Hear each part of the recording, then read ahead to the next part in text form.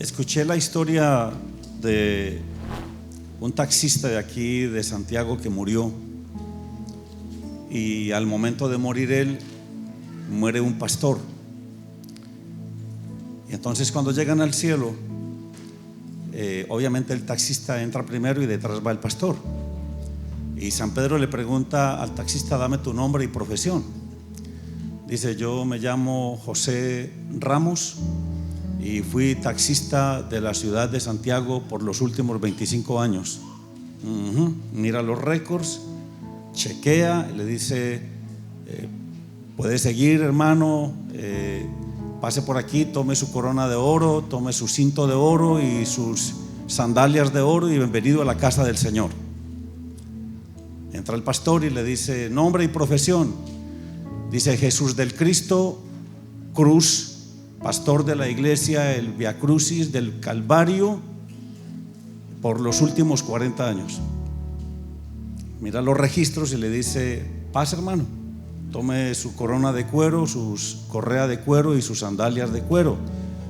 Le dice: pero venga acá, ¿cómo así que que era taxista le vas a dar todo de oro, a mí de cuero? Dice: es que aquí operamos por los resultados. Mientras que usted predicaba, la gente dormía, y mientras que este hombre conducía el carro, la gente oraba.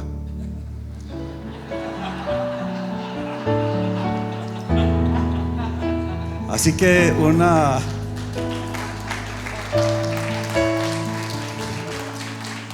una de las consignas que usted debe tener, y creo que es una de las oraciones que usted debería hacer al Señor, es: Señor, hazme efectivo. Señor, hazme efectivo en lo que hago.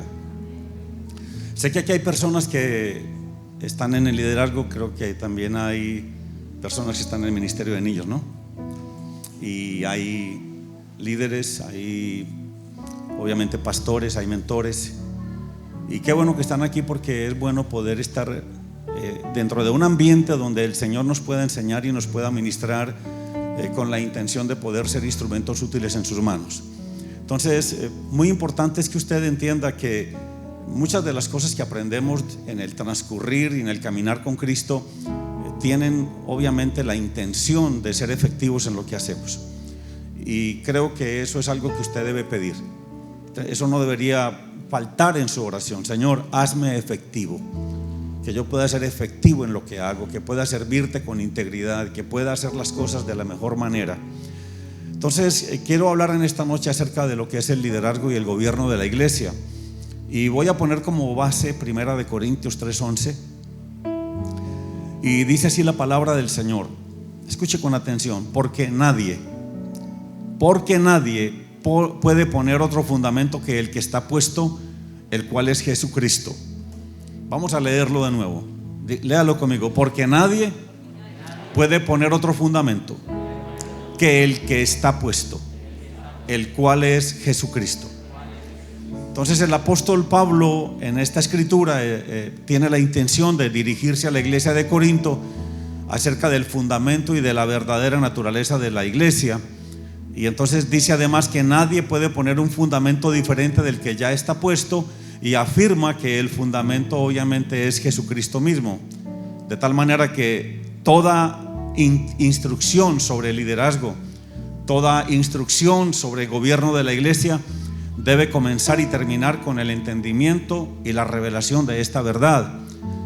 Porque el liderazgo y el gobierno de la iglesia, que se ajustan a la revelación de que Jesucristo es la cabeza de la iglesia, tendrá obviamente que expresarse de acuerdo a los principios establecidos en la palabra de Dios, y que tienen como objetivo: número 1, extender el reino de Dios; número 2, gobernar la iglesia de la manera correcta; número 3, perfeccionar a los santos; número 4, edificar el cuerpo de Cristo; número 6, afirmarnos en la doctrina; y número 7, exaltar a Jesucristo, quien es el fundamento y cabeza de la iglesia. ¿Usted está conmigo?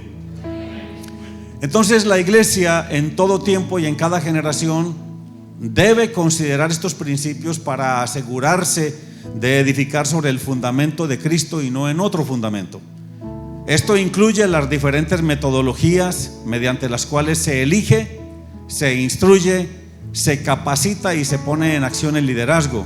y el ministerio, como también las formas y las estrategias a través de las cuales se lleva a cabo la obra y la misión encomendadas por Jesucristo. Entonces, muy importante, Efesios 2, 20, 22 dice que edificados sobre el fundamento de los apóstoles y profetas, siendo la principal piedra del ángulo Jesucristo mismo, en quien todo el edificio bien coordinado va creciendo para ser un templo santo en el Señor, en quien vosotros también sois juntamente edificados para morada de Dios en el Espíritu. Es una hermosa palabra.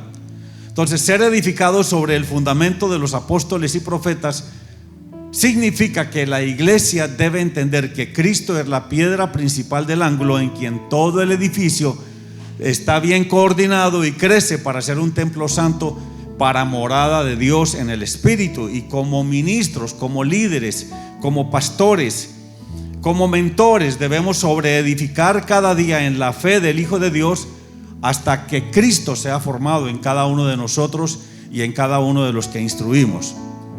Entonces, el entendimiento de esta verdad es muy importante, porque el mal entendimiento de ella y el mal manejo de este principio nos ha llevado a posicionar a los apóstoles como el techo del edificio, y en algunos casos se les ha honrado de manera exagerada, pero ellos no son el techo, ellos son el piso, ellos son el fundamento.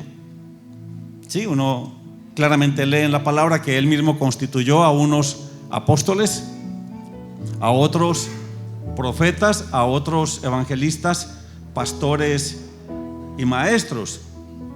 Pero esto ubica a los apóstoles en el techo. Ellos son el fundamento. Apóstoles, profetas, evangelistas, pastores y maestros. Y eso es algo que debemos entender, porque es la base sobre la cual se debe edificar. Es necesario honrar, pero entender que honra en exceso puede ser idolatría. Veamos cómo dice Lucas 6, 47, 49. Si usted está tomando nota, escríbalo ahí. Lucas 6, 47, 49. Dice: todo aquel que viene a mí. ¿Usted a quién vino? A Cristo, ¿verdad? Todo aquel que viene a mí y oye mis palabras y las hace. ¿Qué debe hacer esa persona? Oír y hacer. Os indicaré a quién es semejante. Semejante es al hombre que al edificar una casa cavó y ahondó y puso el fundamento sobre la roca. O sea, puso el fundamento correcto. La roca es Cristo. Y cuando vino una inundación, el río dio con ímpetu sobre aquella casa o contra aquella casa, pero no la pudo mover, porque estaba fundada sobre la roca, estaba fundada sobre Cristo. Si usted quiere tener una casa sólida, un ministerio sólido, no puede olvidar que el fundamento es este, el correcto. Entonces, mas el que oyó y no hizo. Diga: oyó y no hizo. Corrie ten Boom es una mujer que vivió durante la Segunda Guerra Mundial. Una mujer que su padre era joyero, y a través de este negocio ella filtró muchos de los judíos para ayudarlos a escapar del holocausto. Ella dijo: a mí no me preocupa lo que usted lee de la Biblia y no entiende. A mí lo que me preocupa es lo que usted sí entiende y no aplica, y no vive. Y creo que de eso nosotros de alguna manera debemos arrepentirnos, porque casi siempre estamos diciéndole: Señor, háblame, Señor, háblame, Señor, háblame. Pero yo creo que Él nos podría decir: ¿y qué has hecho con lo que ya te dije? Háblame, Señor, pero ven acá, ¿y qué has hecho con lo que ya te he dicho? ¿Qué has hecho con lo que has leído? ¿Qué has hecho con lo que he implantado en tu corazón? Entonces, más el que oyó y no hizo, semejante es al hombre que edificó su casa sobre tierra. ¿Qué es tierra? Dice la palabra que Él conoce nuestra condición y se acuerda de que somos polvo. El hombre fue formado del polvo. Lo que es polvo, al polvo vuelve. Entonces, tierra es gente. Otra versión dice que edificó la casa sobre la arena. El Señor le dice a Abraham que su descendencia será como la arena, que si puede contar la arena, puede saber entonces el número de su descendencia. Así que arena es gente. Uno no puede edificar sobre un fundamento que no es el apropiado. O sea, sin fundamento apropiado, sin tener en cuenta a Cristo, sin valorar lo que Él hace, sin valorar lo que Él quiere hacer a través de nosotros. Entonces el hombre que edificó la casa sobre la tierra sin fundamento apropiado, entonces también le viene lo mismo. Fíjese usted que le viene lo mismo. En la versión Reina Valera dice que le vinieron lluvias, tempestades al hombre que edificó la casa sobre la roca, y al que edificó la casa sobre la arena le vino lo mismo. La diferencia no es lo que viene, la diferencia la hace sobre qué está fundada la casa. O sea, puede venir lo que quiera venir. De hecho, van a venir muchas cosas, pero sobre quién vas a fundamentar tu casa para que lo que venga no tenga la autoridad ni el poder de derribarla. Entonces dice que contra la casa vino el río, dio otra vez con ímpetu, y luego cayó, y fue grande la ruina de aquella casa. Entonces, en base a lo que estamos hablando, tengo que entender que Cristo no puede ser ni lo más valioso, ni lo más importante, y ni siquiera el número uno en mi vida. Voy a dejar que eso que se le asiente a usted un poquito. Yo sé que aquí alguno está chocando contra eso. Cristo no puede ser ni lo más importante, ni lo más valioso, ni siquiera el número uno en nuestras vidas. Cristo tiene que ser el fundamento sobre el cual nuestra vida, nuestra familia y nuestro ministerio es edificado. En un edificio, el techo es muy importante, las paredes, las puertas y las ventanas son muy valiosas, el piso de mármol es número uno, pero el fundamento es irreemplazable. Entonces, solo cuando Cristo se constituye como el fundamento de nuestras vidas, de nuestras familias, de nuestro ministerio, entonces también será lo más valioso, lo más importante y el número uno. Pero primero, lo primero, no lo primero como una serie de algo, no lo primero como que primero, segundo, tercero, sino lo fundamental, lo que se debe establecer es que Él tiene que ser el fundamento sobre el cual mi vida tiene que estar edificada. Porque de esa manera mi vida va a estar firme, mi ministerio va a estar firme, mi familia va a estar firme. Primera de Pedro 5, 2, 3. Primera de Pedro 5, 2, 3 dice de esta manera: apacentad la grey de Dios que está entre vosotros, cuidando de ella no por fuerza. Mire usted, no por fuerza, sino voluntariamente, no por ganancia deshonesta, sino con ánimo pronto. O sea, quita una cosa y pone lo que es correcto. No como teniendo señorío sobre los que están a vuestro cuidado, sino siendo ejemplos de la grey. El apóstol Pedro entonces aplica este mismo principio y desde otro ángulo nos aclara que Cristo es el pastor y el dueño absoluto de la iglesia. Por lo tanto, el señorío solo puede ser el de Cristo, porque Él la compró con su sangre. No puede haber otro señorío a la hora de edificar. O sea, Él tiene que ser el Señor de mi vida. De hecho, cuando usted dice venga tu reino, eso tiene que ver con el señorío de Cristo. Porque no tiene sentido que usted diga venga tu reino para que veas cómo yo gobierno mi vida. No, yo estoy entendiendo que mi gobierno fue un gobierno injusto, un gobierno que no me llevó a un buen puerto, un gobierno que creó creó desorden en mi vida y me llevó a la muerte. Mi gobierno fue un gobierno que no tenía sabiduría, ni conocimiento, ni inteligencia, y por causa de que yo me reconozco como que mi gobierno no es un gobierno justo, yo le cedo el trono de mi corazón al Señor Jesús para que Él sea el Señor de mi vida, para que Él la gobierne. Venga tu reino. Venga tu reino tiene que ver con eso. Por eso nosotros no renunciamos al trono de nuestro corazón, porque por años fuimos los reyes de este corazón, ¿verdad? Gobernamos nuestra vida, hicimos lo que queríamos, pero nuestro gobierno nos llevó a darnos contra la pared. Terminamos acabando con nuestra vida. Entonces estoy reconociendo un gobierno justo, un gobierno ecuánime. Estoy reconociendo un gobierno que es equitativo. un gobierno que es real.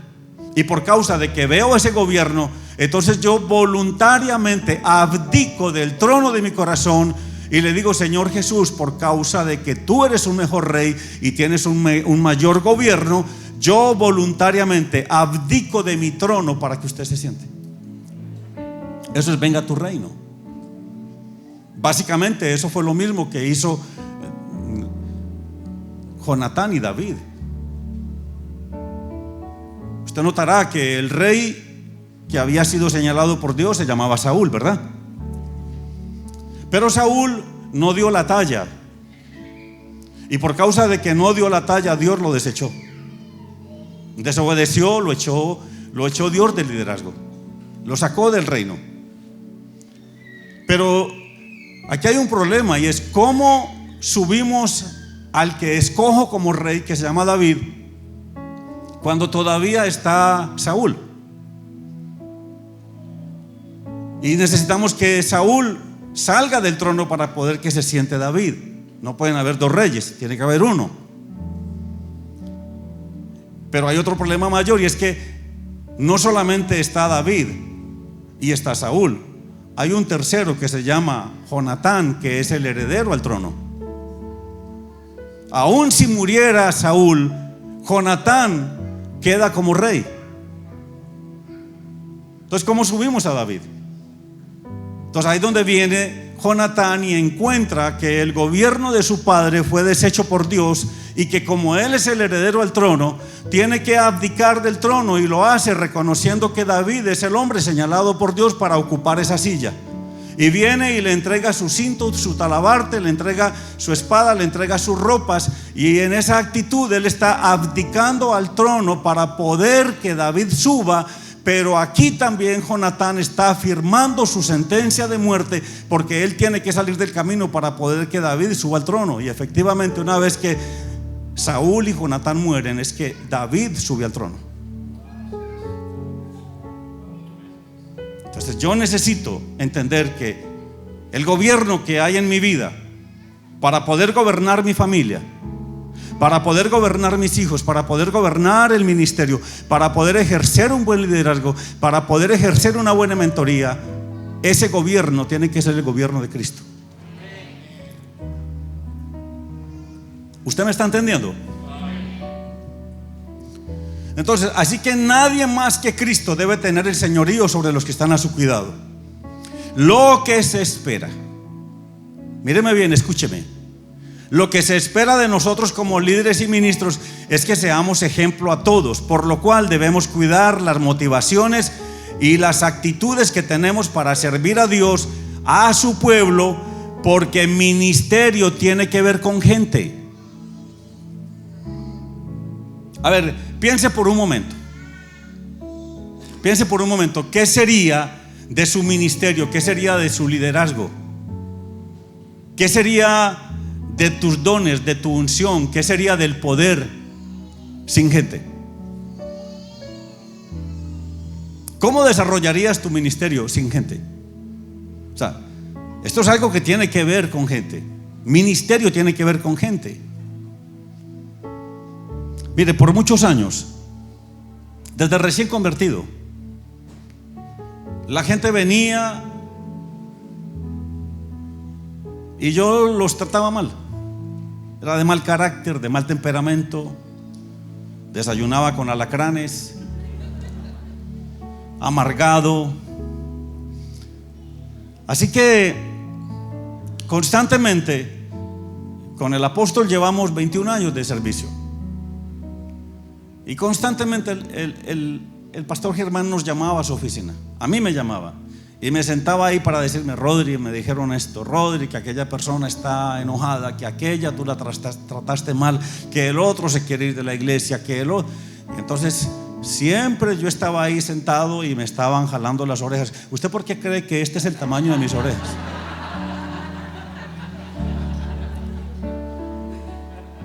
Yo llegué a pensar que como mi mamá era tan orejona como yo, que era herencia, pero hoy caigo en cuenta que es por tanto el pastor Germán jalarme las orejas porque trataba mal a la gente. Entonces, ¿qué quiero yo en esta noche? Que usted ame a la gente. valore a la gente, cuide a la gente, viva para la gente, tenga misericordia por la gente, que usted se apasione por la gente, se apasione por el perdido. ¿Sabe cuándo empecé a cambiar? Porque a pesar de que yo era tan duro con la gente, una vez el Señor me sentó, y Él tiene una habilidad tremenda para jalarle a uno las orejas, pero de una manera que a usted ni le duele. Sí, ¿verdad? Y me dice: Rodrigo, tú tienes un ministerio. ¿Qué te hace pensar que la gente que tú maltrates hoy, mañana la vas a poder ministrar? Y quiero que eso se lea. A eso sí quiero que se le asiente a usted en su corazón. ¿Qué le hace pensar a usted que la gente que usted maltrate hoy, mañana la va a poder ministrar? Ese que usted maltrató, si usted viene, mire, ¿cuántos aquí tienen necesidad? Pasen al frente, vamos a orar por usted. Y cuando usted esté ahí paradita y venga el que la maltrató, usted le va a decir: no, usted no, manden a otro. Usted maltrata. Entonces Dios tuvo que suavizar mi corazón. Y de eso se trata. Así que tener cuidado de la grey o del rebaño dista muchísimo de ser los dueños de ella. Por esta razón no podemos ni dañar, ni maltratar, ni enamorarnos de una mujer ajena. La iglesia le pertenece a Cristo. La iglesia es la esposa del Cordero. Cuídela. ¿Cómo se pondría el pastor Abel si tratamos mal a su esposa? Creo que hasta. Entonces, la importancia de poder cuidar y valorar. Creo que a muchos pastores les daría un paro cardíaco o un yello si el Señor les dijera: devuélveme la iglesia, porque nos hemos adueñado de ella, le pertenece a Él, solamente administramos. Y si la iglesia es la esposa de Cristo, debemos cuidarla, debemos hacer un buen trabajo. Se espera que los temas sobre el liderazgo y gobierno de la iglesia toquen tópicos acerca de cómo ser pastor o cómo ser líder. Yo hoy no pretendo enseñarles cómo ser un buen líder o un pastor exitoso, porque esto es algo que está muy íntimamente ligado a tu llamado, a la intención que Dios tiene al llamarte, a la forma tan particular y única que el Espíritu Santo tiene para tratar con cada uno de ustedes. Además, el Salmo 32:8 dice algo poderosísimo. El Salmo 32:8 dice que el Espíritu Santo es el que nos hace entender. Yo soy el que te hago entender. O sea, tener entendimiento, saber cómo, saber cuándo, saber dónde, tener sabiduría, saber en dónde estoy, para dónde voy, cómo voy a llegar. Eso no viene de una persona, viene del Espíritu Santo. Luego dice que Él es el que nos muestra el camino en que debemos andar. Uy, esto es importantísimo. No solamente nos da dirección, propósito y destino, sino que nos marca un parámetro. Él es el GPS. Mire, fíjese que usted va hoy a una concesionaria, así se le dice aquí al lugar donde compra un carro, y usted saca un carro 0 millas, 0 kilómetros. Ese carrito, una vez que se lo entregan a usted, ese carrito representa: en Cristo todo lo puedo. Para que usted lo vaya entendiendo, se lo voy a parafrasear. Pero cuando usted se monta en ese carro, se da cuenta que el tanque está vacío. Con Cristo todo lo puedo, pero el tanque está vacío. Hay que echarle gasolina. Esa gasolina representa al Espíritu Santo. Con Cristo tengo el poder. Puedo y tengo el poder. Diga: puedo y tengo el poder. Resulta que usted tiene ahora el carro andando, ya usted puede y tiene el poder, pero ¿para dónde voy? Entonces, en tu Padre tienes un destino. Ya usted sabe: voy para Bogotá, Colombia. Ya tengo un destino. Con el Padre tengo un destino. Con Cristo todo lo puedo. Con el Espíritu Santo tengo el poder. Y con el Padre tengo un destino. Pero ¿y ahora cómo llego? ¿De qué manera? Entonces la palabra es la que nos va a marcar las pautas, nos va a mostrar las señales en el camino, y hace las veces de un GPS, hace las veces de una brújula, hace las veces de un GPS.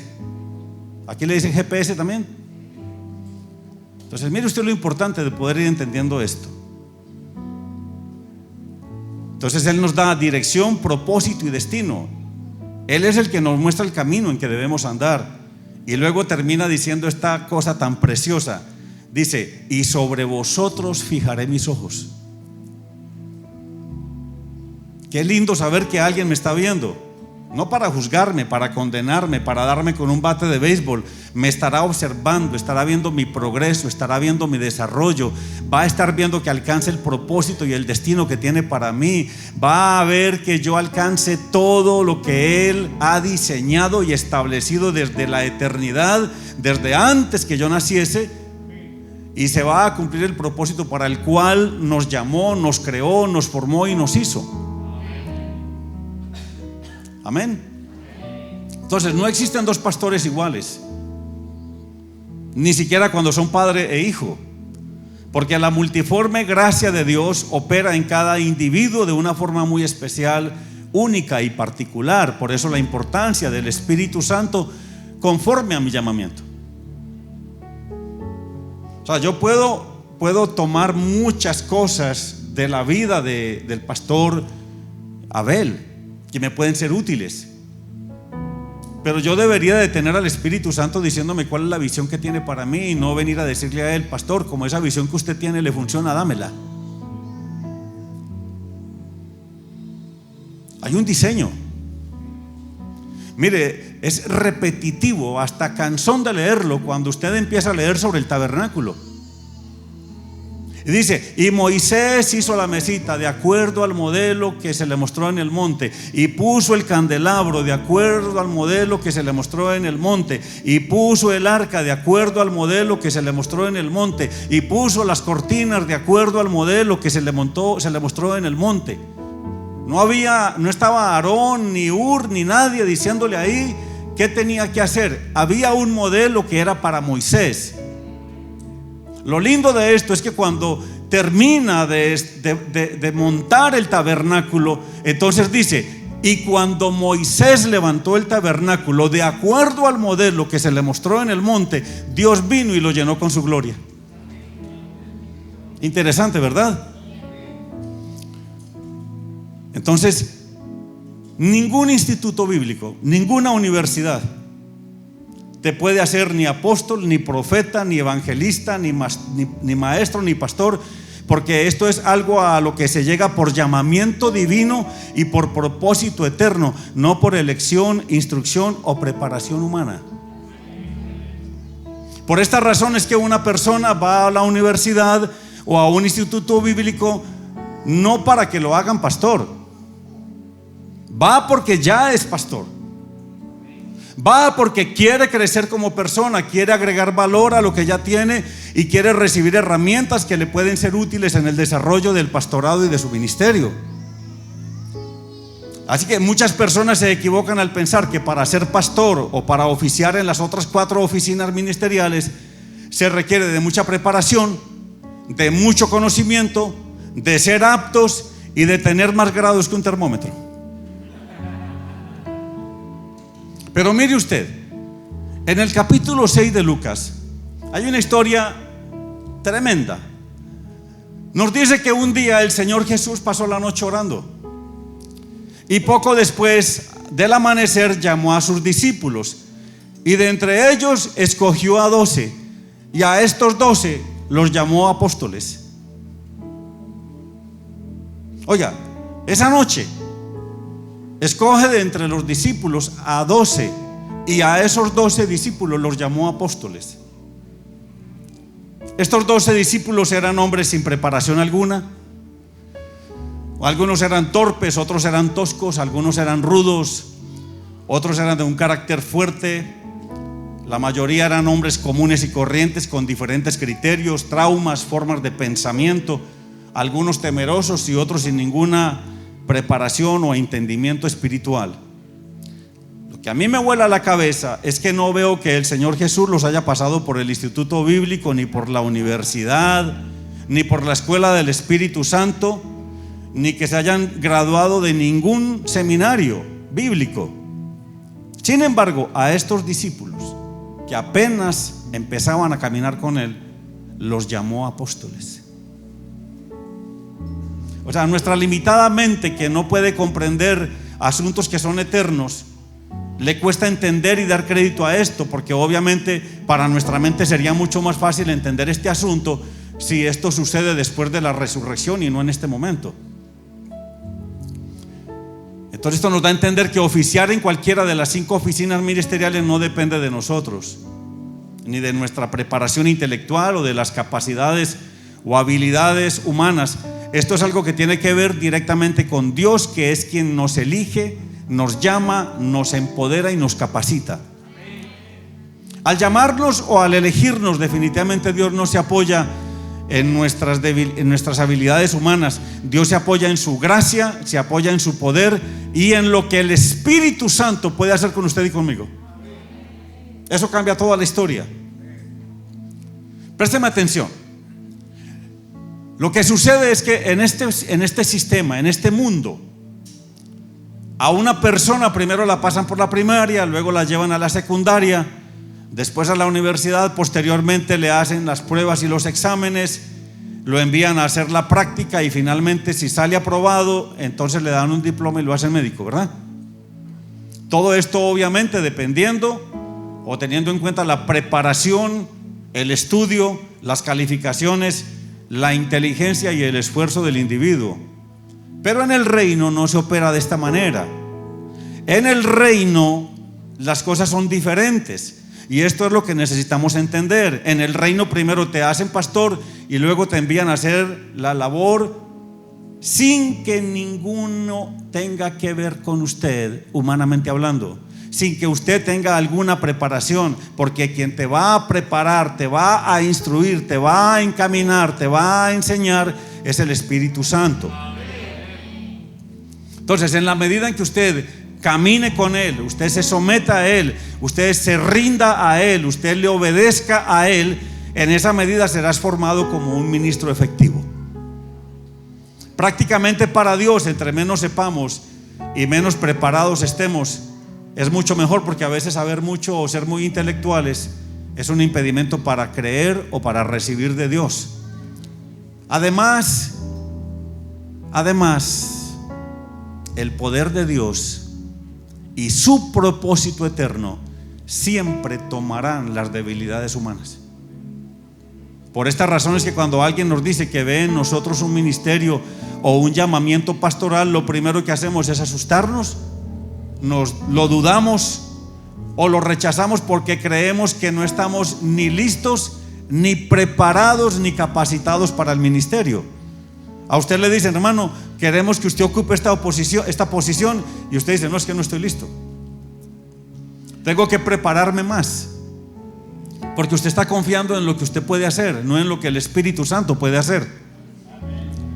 Hermano, venga, que creemos que usted tiene un llamamiento pastoral. Uy, no, para esa vaina no, porque yo no estoy preparado. Pero la verdad es que nadie está ni listo, ni preparado, ni capacitado para el ministerio, pero el Espíritu Santo sí lo está. Entonces, lo que sí nos puede ayudar mucho, póngame atención a esto, lo que sí nos puede ayudar mucho en el ministerio, y que además nos va a mantener humildes y enseñables, es, primero, depender totalmente de Dios.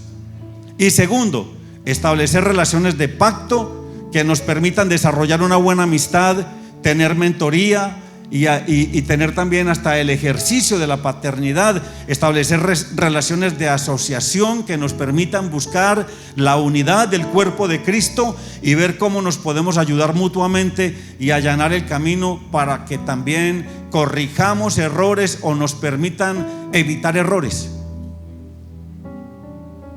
Eso es algo muy importante en la vida del pastor Abel. Yo veo en él un hermoso llamamiento, un hermoso ministerio, un hombre con un precioso don de servicio, con un ánimo de que usted crezca, se desarrolle, que usted sirva. Y entonces él no te hace un llamamiento, no te puede dar un llamamiento, no te puede hacer pastor, pero sí te puede decir qué cosas hacer y qué cosas no hacer, o cómo te puede hacer corto el camino, cómo te puede dar dirección en lo que él ha experimentado y vivenciado, que le ha sido efectivo, o te puede decir: no se meta por ahí porque por ahí te va a ir mal, o esto que usted está haciendo no está bien porque está erróneo, camina por este lado mejor. En otras palabras, debemos tener un Pablo de quien aprender y un Timoteo a quien enseñar. Usted debería notar eso. Usted necesita un Pablo de quien aprender, un Pablo que también te jale las orejas y que usted le dé permiso de que se las jale. Un Pablo que te apriete un poquito las cuñas. Un Pablo que te dé dirección. Pero a la vez usted va a tener Timoteos a quien enseñar cómo hacer discípulos, cómo te puedo ayudar a entender. Usted me puede explicar cómo hago yo para tener una relación con Cristo. Usted puede enseñar eso. Usted puede dar dirección y guiar a la persona para que entre en una relación con Cristo. Por eso usted debe amar a los pastores de esta casa. Con ese que contesté por ahí me basta. Por eso usted debe amar a los pastores de esta casa, debe cuidarlos, debe valorarlos, debe esmerarse por ellos, porque no solamente te predican la palabra del Señor, te aman, te cuidan, velan por tu bienestar, por tu crecimiento espiritual, se ocupan de ti. Eso es el pastor. El no sentirnos listos, ni preparados, ni capacitados es bueno. ¿Sabe por qué? Porque esto te va a llevar a confiar y a poner los ojos en Dios y no en ti mismo. Porque al final de todo somos muy bienaventurados cuando ponemos nuestra confianza en Dios y Él es nuestra esperanza. Bienaventurado es aquel que confía en el Señor, no que tiene fe. La fe es buena, pero la confianza es llevar la fe a un nivel mayor. Usted puede tener fe. Si usted me hace una silla con los palillos estos con los que comen los chinos, yo tengo fe de que la silla me va a sostener, pero me falta confianza para sentarme en ella. Por eso Dios quiere que tengas fe en Él, pero no dice que bienaventurados son los que tienen fe. Bienaventurados son los que confían en el Señor, los que su esperanza han puesto en Él. Bienaventurado, dice que los que confían en Jehová son como el monte de Sión que no se mueve, y que como Jerusalén tiene montes alrededor de ella, así son todos aquellos que confían, no los que tienen fe. Entonces, cuando yo tengo fe de que la silla me soporta, pero cuando tengo confianza, me siento creyendo que no se va a romper. Amén.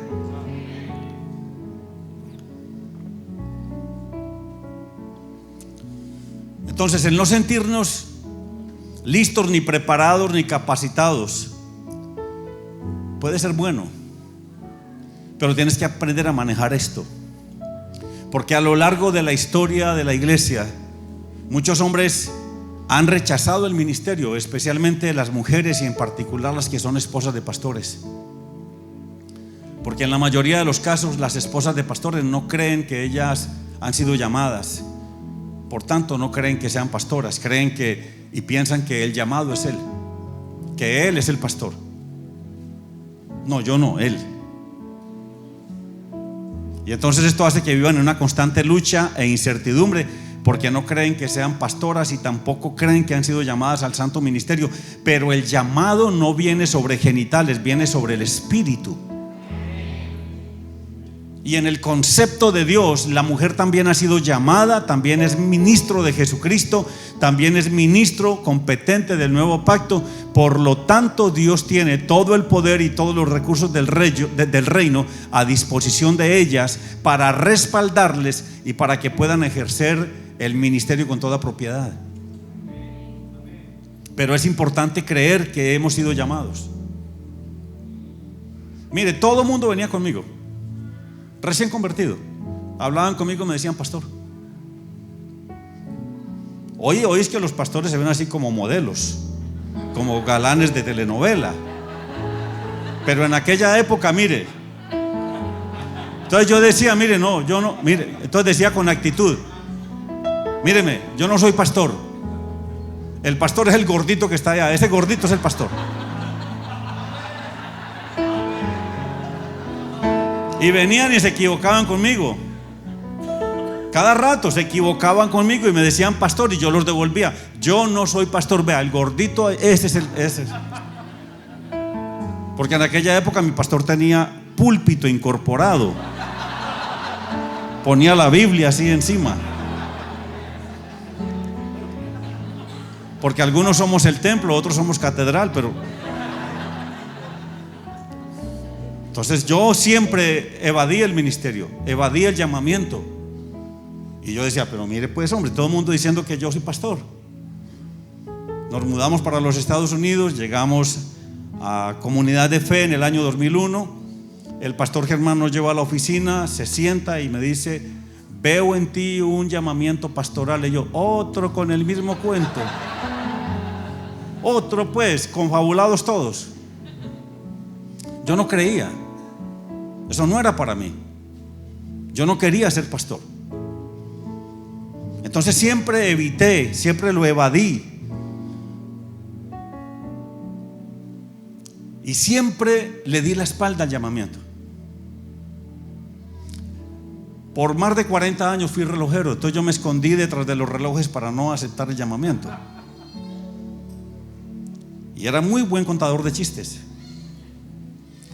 Entonces me llamaban a contar un chiste durante las reuniones. Y una tarde yo dije, para que no me esté tratando de acordar de los chistes porque se me olvidaban, los voy a escribir en una hojita de papel. Y empecé a escribirlos. Y llegué a escribir hasta 95 en un momento, un ratico, el encabezamiento de cada uno de ellos. Y yo sabía que habían más, así que doblé la hojita, me la metí al bolso y me fui para la casa. En la mañana, cuando estoy orando, oigo la voz del Señor que me dice: ¿dónde tienes la hojita con los chistes? Y yo le digo: Señor, está en el maletín. Y me dice: ¿la quieres traer? Y yo dije: ¿será que quiere que le cuente un chiste?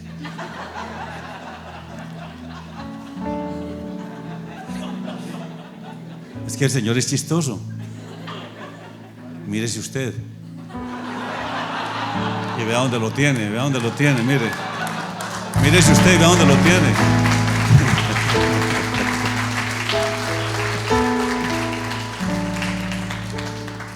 Entonces yo fui y traje la hojita. Y recuerdo que me arrodillé al borde de la cama y le dije: Señor, aquí está.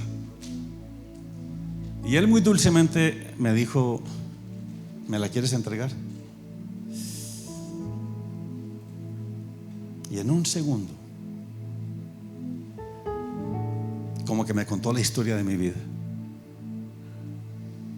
Esa habilidad tan hermosa que tiene el Señor de poderte contar toda una historia en una sola frase. Y entendí que Dios no solamente quería que le entregara esos chistes, quería que le entregara mi vida, que le entregara y me rindiera a Él completamente. Y si usted no sabe cómo rendirse al Espíritu Santo, pídale que le venza. Él siempre ha vencido a todos sus oponentes.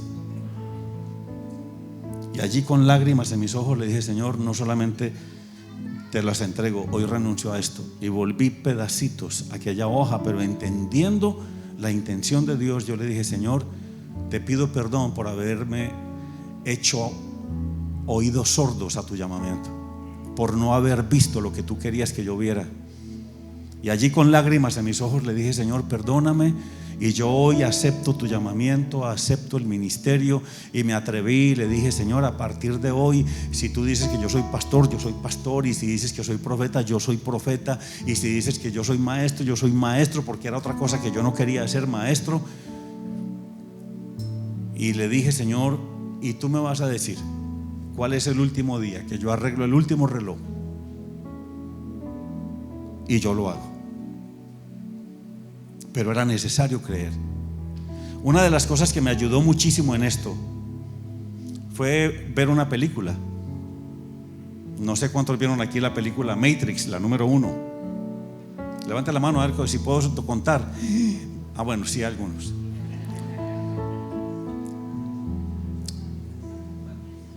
¿Ah? Matrix, ahora sí, Matrix. Bueno. Ahora sí, todos, vean. Matrix, claro, Matrix. Ahora sí, levanten la mano los que vieron a Matrix, a ver. Pues todos, no, sí, claro, sí. No. Tan bobito yo, ¿cierto? No. Entonces yo estoy viendo la película y aparece el momento donde le entregan las 2 píldoras, la roja y la azul. Y yo lo que vi fue llamamiento. ¿Acepto el llamamiento o lo rechazo?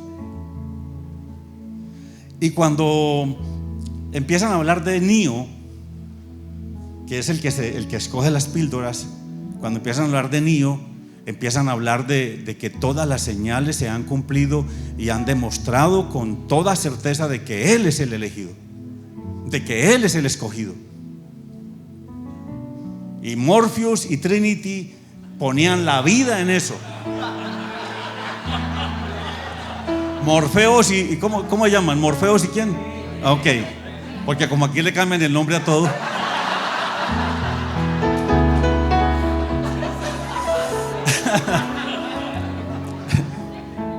Estaban convencidos de que Él era. Entonces, para aclarar el asunto, llevan a Neo con la profeta para que ella certifique que Él es. Y aún cuando Él entra, ella le da señales de que ella es profeta. Y le dice: se va a caer un florero, pero tranquilo, no te preocupes por eso. Y el florero se cae. Entonces sale de ahí, entran Morpheus y Trinity y le preguntan: entonces, ¿qué es, sí o no? Y ella dice: no, Él no es. No, pero ¿cómo que no es? Y todo demuestra que Él es, y las señales y todo, Él es. Y ella dice: no es. Y da una respuesta tremenda. Dice: Él no es porque Él no cree que es. Usted no es si usted cree que usted no es. Aunque Dios te haya llamado, aunque Él haya puesto la mano sobre ti, el dedo sobre ti, aunque Él te haya formado en el vientre de tu madre y te haya establecido desde antes de todos los siglos en la eternidad y te haya dado un ministerio y un llamamiento, simplemente tú no eres si tú crees que tú no eres. Por eso es importante creer que tú sí eres. La Biblia no es un libro de conceptos o de métodos. La Biblia es un libro de principios. Por esta razón yo no veo en ella un manual de instrucciones para ser pastor. No lo veo. Lo que sí veo en las cartas pastorales son instrucciones y principios que enseñan cómo comportarnos a la hora de ejercer el ministerio, el liderazgo y el gobierno de la iglesia. El apóstol Pablo le escribe a Timoteo y le da instrucciones. Por si acaso Pablo tarda, entonces Timoteo sepa cómo debe conducirse en la casa de Dios, que es la iglesia del Dios viviente, columna y baluarte de la verdad. Y estas instrucciones tienen que ver con carácter, con las actitudes, con la moral, con las buenas costumbres, con la conducta y con el comportamiento. O sea, en otras palabras, no puede haber un liderazgo efectivo y un gobierno justo en la iglesia si primero no tenemos el gobierno de Cristo en nuestras propias vidas. Mire bien, si le permites al Espíritu Santo cambiar y transformar tu corazón, con toda seguridad que también transformará tu carácter y tu temperamento. Y esta transformación hará que en ti se manifieste una actitud, una conducta y un comportamiento completamente diferentes. Porque estas 3 áreas de la actitud, de la conducta y del comportamiento son las 3 áreas que a usted lo meten en problemas. ¿En dónde? En el ministerio, en la familia y en donde quiera que usted tiene relaciones. Tarde o temprano va a llegar la persona que le va a hacer notar a usted que usted tiene relaciones que perdió, o le va a hacer entender a usted que hay relaciones que usted está a punto de perder. Se llama el psiquiatra. ¿Por qué? Porque estas tres áreas son las que nos meten en problemas. Cuando usted tiene mala conducta, malas actitudes y mal comportamiento. ¿Y esto de dónde se deriva? Se deriva del carácter y del temperamento. Así que cuando el Espíritu Santo viene y toma control sobre el carácter y el temperamento, y usted se rinde a Él y deja que lo forme, deja que lo moldee, usted no se resiste a la obra del Espíritu Santo, entonces eso va a hacer que las actitudes suyas cambien, la conducta cambie, el comportamiento cambie, y la gente lo va a ver. Usted luce diferente, usted no era así, usted se ve distinto. ¿Qué es lo que usted tiene? Por lo tanto, usted y yo necesitamos al Espíritu Santo. Usted y yo no podremos cambiar solos. Usted y yo necesitamos la ayuda del Espíritu Santo. El cambio en tu vida se va a manifestar cuando te canses de ser como eres y le permitas al Espíritu Santo entrar a tu vida. Y una vez que el Espíritu Santo entre a tu vida como el Señor y como el que tiene el control de todo. Porque es que hay algunos que hemos recibido al Señor Jesús como el que visita y no como el que habita. Y muchos de nosotros, aunque servimos en el ministerio, inclusive pastores, tenemos áreas que no hemos rendido al Espíritu Santo. Es como si usted le diera un tour por la casa al Señor Jesús. Y usted le da la bienvenida, le dice: Señor Jesús, mira, aquí está este es el cuarto nuestro, aquí está la sala, aquí está el comedor, está la cocina, allá está el baño. Y el Señor te pregunta: ¿y ese cuartico que tienes allá al fondo con 3 candados qué? No, ahí no entres porque esas son áreas que yo manejo. Eso lo manejo yo. Hay algunas cosas turbias ahí, pero eso lo manejo yo. El Espíritu Santo no te lo va a permitir. El Señor Jesucristo quiere el señorío de tu casa y quiere entrar a todos los cuartos. Porque unos cojeamos de una pata y otros de otra. Y lamentablemente son más las caídas que uno ve hacia afuera, pero las caídas en las que uno se cae de para adentro no se ven.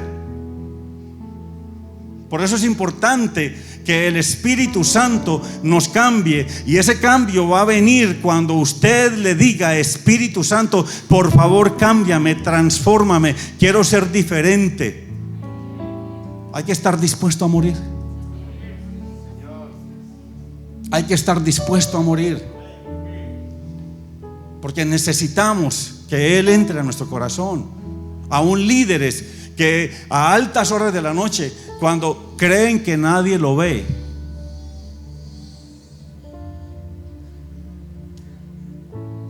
personas que Dios tiene cosas grandes para ellos, atrapados en cositas que usted dice: no, eso yo lo manejo, hasta que eso termina manejándolo a usted. Pero usted necesita rendirle todo eso al Espíritu Santo. Porque está bien que usted piense que nadie le ve, pero ¿cómo no te va a ver el Espíritu Santo si Él te habita? Dice que un padre estaba con un niño y el niño le dice: padre, aquí hay algo, lo puedo tomar porque nadie me está viendo. Y el papá le pregunta: ¿estás seguro que nadie te está viendo? Yo te estoy viendo, Dios te está viendo y tú te estás viendo. Eso es un principio de integridad. Aunque Dios no me viera y nadie más me viera, yo me veo. Por eso necesitamos la ayuda del Espíritu Santo. Entonces entendamos que todo lo que tiene que ver con el liderazgo y el gobierno de la iglesia está íntimamente ligado a lo que es el sacerdocio. Y el sacerdocio es algo tan importante. Y tenemos un ejemplo tremendo que es Cristo como sacerdote. Y Cristo como sacerdote dentro de mí me hace sacerdote. Yo no soy sacerdote porque estudié, Él me hace sacerdote.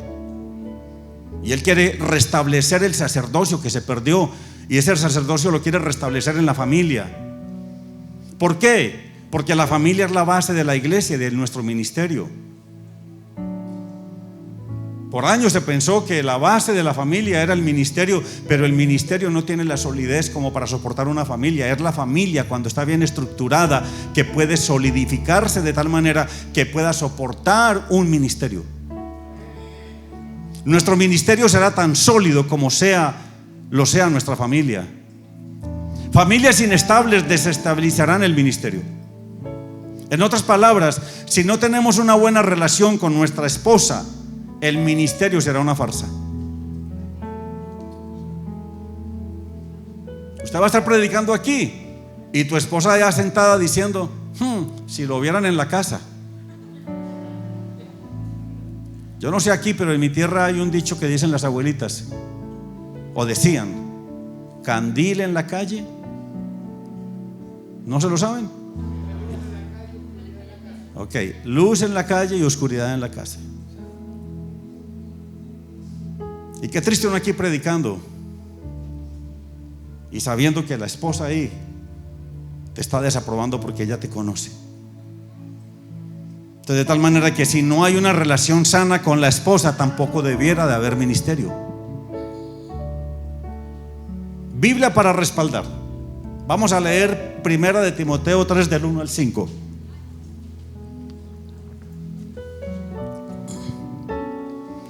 Primera de Timoteo 3 del 1 al 5. Si usted lo tiene ahí, por favor, búsquelo.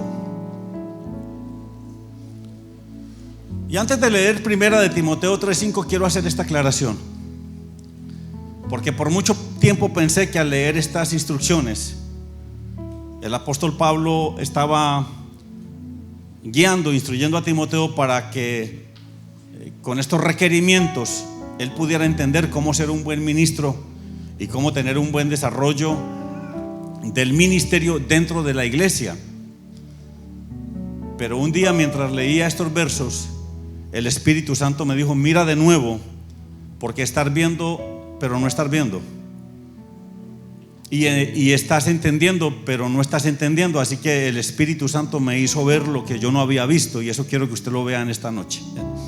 Primera de Timoteo 3:15, 1 al 5 dice así: palabra fiel, si alguno anhela obispado o un puesto de preeminencia en la iglesia, para que usted lo entienda, un liderazgo, buena obra desea, pero es necesario, o sea, aquí están los requisitos.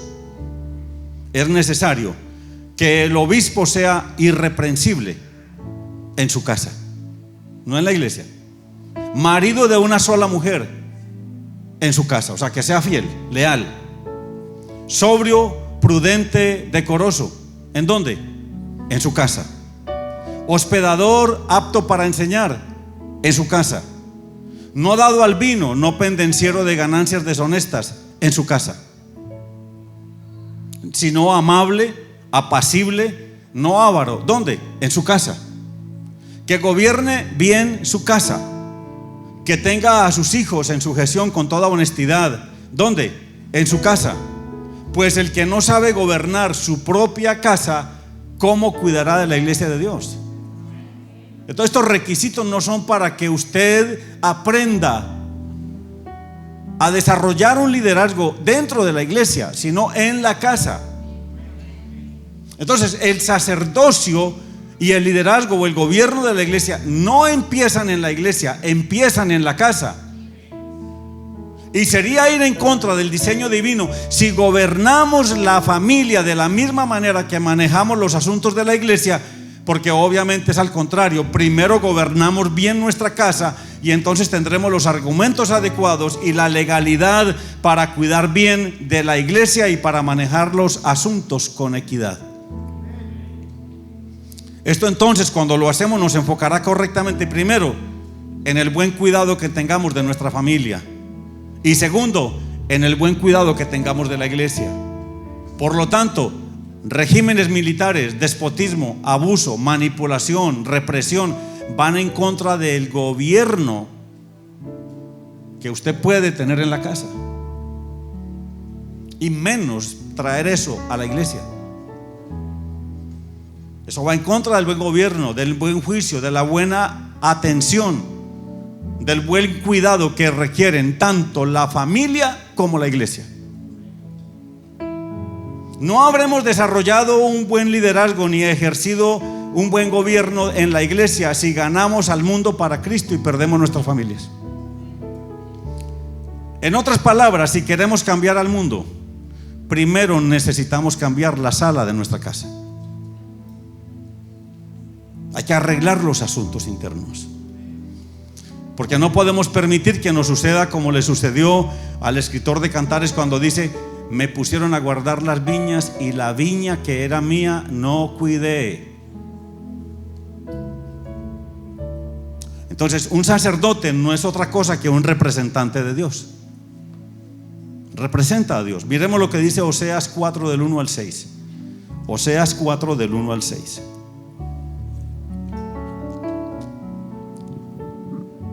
Este es un versículo que se sabe en la iglesia, pero lamentablemente solamente se sabe el primer renglón. Dice: mi pueblo fue destruido porque le faltó conocimiento.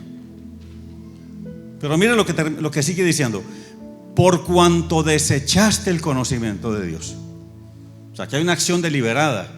Por cuanto desechaste el conocimiento, yo te echaré del sacerdocio, y por cuanto olvidaste la palabra de tu Dios, también yo me olvidaré de tus hijos. Esto es impresionante.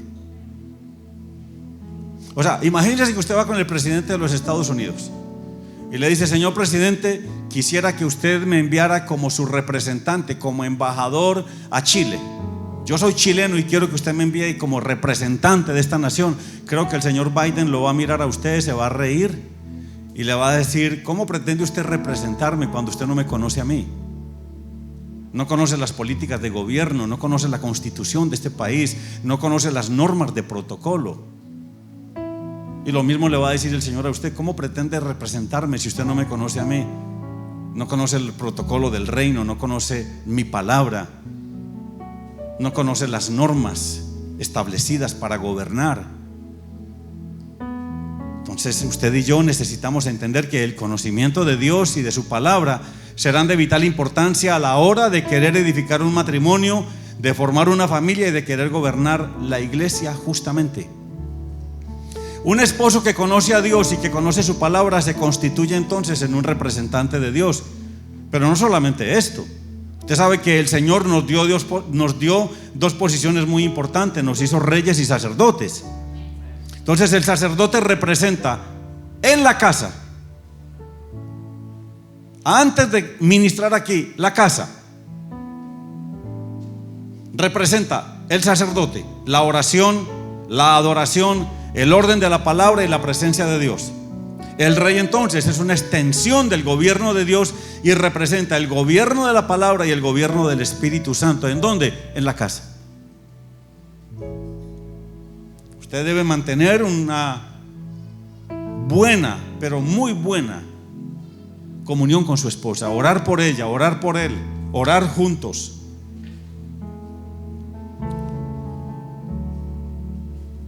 De manera que el conocimiento de Dios y de su palabra se origina en el modelo perfecto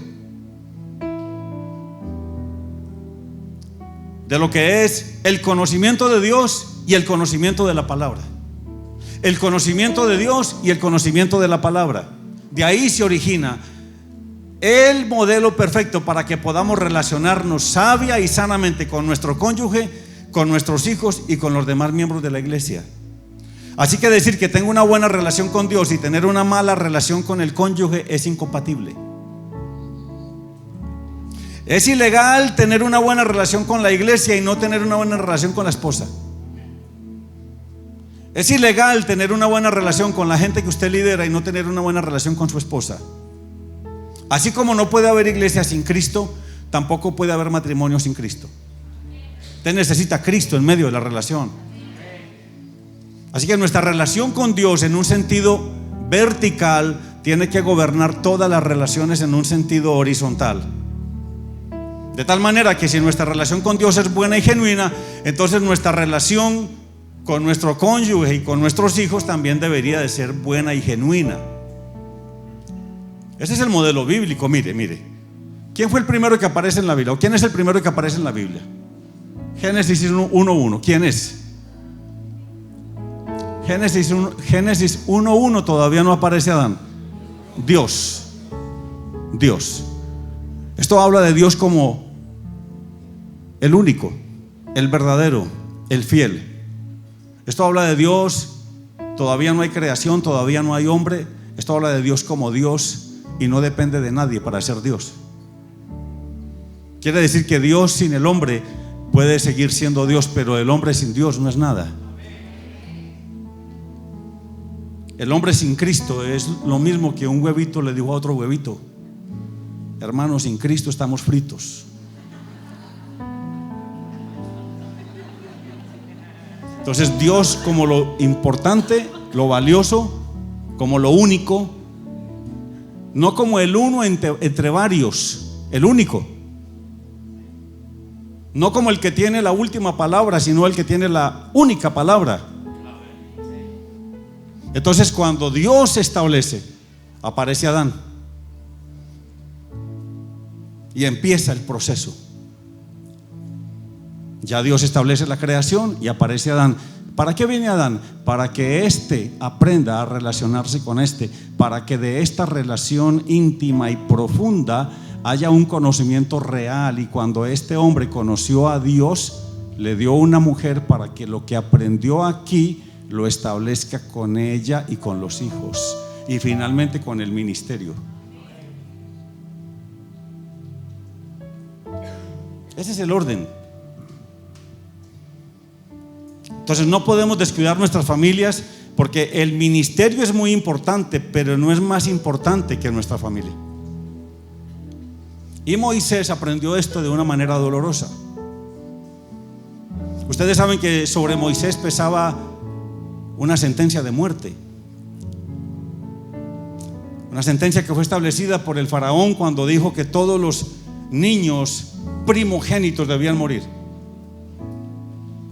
Así que sobre él pesaba una sentencia de muerte, y Moisés es arrancado con violencia del centro de su familia. El padre de Moisés no tuvo la oportunidad de educarlo, no tuvo la oportunidad de guiarlo. El padre de Moisés ni siquiera se conoce el nombre. Así que la madre lo pone en una barquilla o en una canasta, y la hija de Faraón lo encuentra.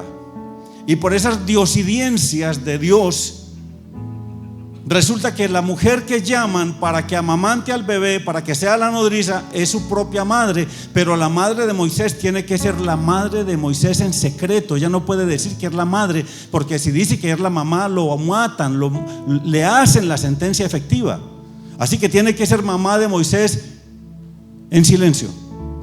Y en estas condiciones Moisés crece levantado por un hombre llamado Faraón, que no tenía los principios de familia, que no tenía los valores de la familia, que no conocía a Dios y no temía a Dios. Y en estas condiciones Moisés se casa con Séfora, y Moisés le da más importancia al ministerio que a la familia. Así que sus hijos Eliezer y Gersón y Séfora son llevadas con Jetro, porque Jetro era un sacerdote de Madián, y este hombre termina llevándose a los hijos de Moisés, y Moisés se los entrega para que él se encargue de ellos mientras que él se ocupa del ministerio. La parte terrible aquí es que Moisés no ocupa el espacio que necesitaba para haber educado a sus hijos y para haber implantado en ellos los principios de la familia y los valores de la familia y el conocimiento de Dios. Y años después, cuando ya ha pasado esa época, sus hijos ya están grandes, y Jetro le trae a la mujer y los hijos y le dice: papito, este problema es suyo. Estos dos muchachos son suyos y esta mujer es suya. Pero en ese momento ya Moisés no tenía la oportunidad para instruir y para educar a sus hijos, porque se habían hecho grandes. Y lamentablemente Gersón y Eliezer no se vuelven a mencionar en la Biblia. ¿Y sabe qué es lo triste de esta historia? Que el cargo de Moisés era un cargo gubernamental que se pasaba a los hijos. O sea que el Josué no debió ser el que sucedió a Moisés, sino uno de sus hijos. No podemos descuidar nuestra familia. Necesitamos tiempo para la familia. Hace años, cuando recién me convertí al Señor, una anciana de la iglesia en Medellín, de la Misión Panamericana de Colombia, me llamó y me dijo: hijo, veo en ti un ministerio y un llamamiento, y veo que Dios va a hacer cosas grandes contigo. Y me sienta y me dice: siéntate porque te voy a enseñar algo. Y me dice: necesito que tú sepas a quién le vas a servir. Si le vas a servir a la obra del Señor o le vas a servir al Señor de la obra. Y me dijo: si le sirves a la obra del Señor te agotará, te quitará el tiempo, te absorberá por completo, te quitará la familia, terminarás agotado, angustiado, frustrado, enfermo y deprimido. Pero si le sirves al Señor de la obra, el Señor te dará vida, te dará su unción, te empoderará, te capacitará para que le sirvas con buen ánimo, con amor, con pasión, con gratitud, y además te dará crecimiento, te dará desarrollo y te dará todos los recursos y el tiempo necesarios para que tengas para compartir con tu familia. Aquí hay sabiduría en esto.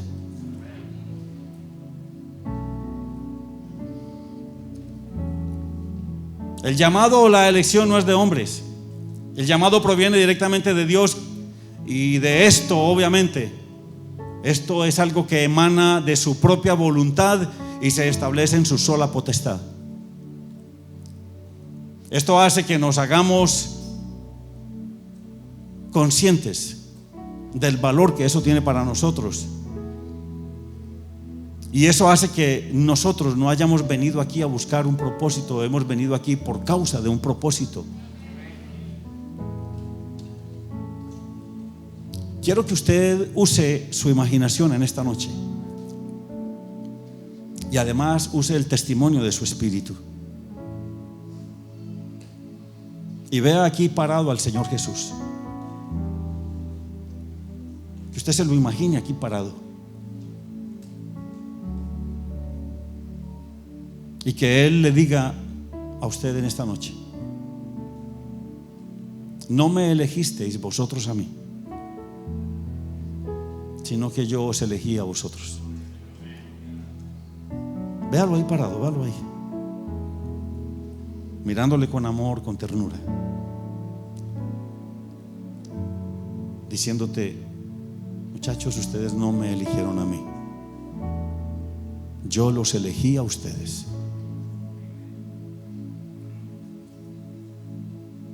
Y los he puesto para que vayáis y llevéis fruto y vuestro fruto permanezca, para que todo lo que ustedes le pidan al Padre en mi nombre, Él os lo dé.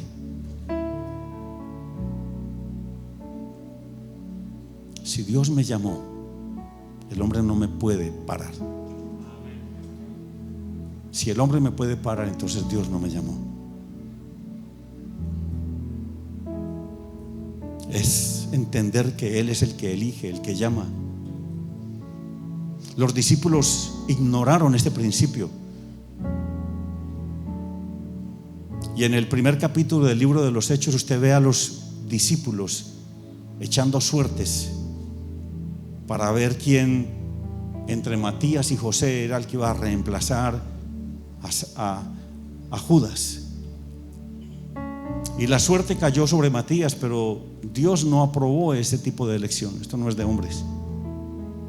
Y tristemente Matías no se vuelve a mencionar en la Biblia. No aparece. Dios había elegido a un asesino, a un perseguidor de la iglesia, para que fuera el sucesor de Judas. Saulo era el hombre elegido, pero necesitaba un proceso de transformación y de cambio. Saulo entonces pasó de ser el instrumento escogido a Pablo, el instrumento útil. Y entre instrumento escogido y llegar a ser instrumento útil hay un largo proceso a través del cual Dios nos capacita, nos perfecciona, nos afirma, nos fortalece, nos establece. Pablo siempre estuvo escondido en Saulo y fue el proceso quien lo manifestó y lo dio a luz. El hombre de Dios, la mujer de Dios que veo aquí hoy, siempre estuvo escondida en tu viejo hombre, pero fue el proceso quien lo sacó a la luz. Mira esta perla, Juan 13:18.